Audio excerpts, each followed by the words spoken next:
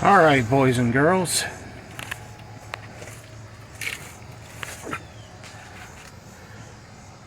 I have followed the old wire down here. Oh yeah, that's a Motorcraft FL1A filter. If you do your own oil changes, try to go with those. Trust me. Yes, my rear seal is leaking. Alright. In typical Ford fashion, they have got to do something to make the simplest of repairs difficult. What you're seeing above me is the starter. There's the other end of this wire I'm replacing. And they have to go and put it on top of the damn starter.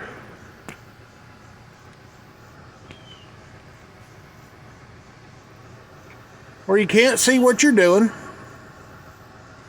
And I see a bad sign already. I see a wire nut. So what that tells me is someone has cut one of these leads off and put a wire nut on there. That's not getting in the camera. There we go.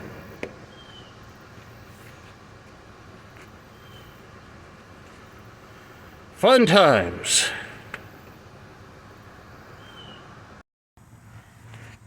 Well, boys and girls, while I was under here, something I discovered. I need a new tie rod end over here. And I have figured out the best course of action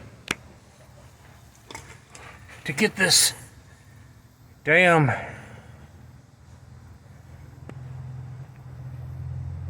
battery connector off is going to be just to pull the damn starter.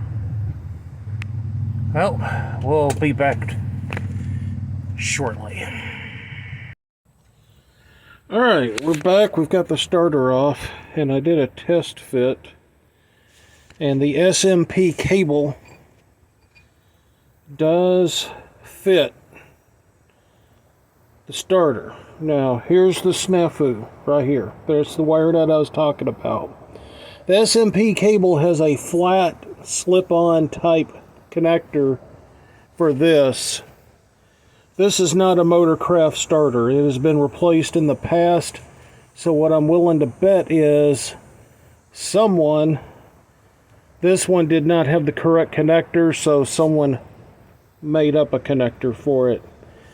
I'm going to unbubba this stuff and get this all reinstalled. I hope this video was helpful, and I might do another part of this. Mind y'all, I'm not a professional cameraman, and one problem that I am having is where I thought I've been pausing the camera, I've actually been stopping it, so this might be in multiple parts. I'm sorry, but I'm not a pro.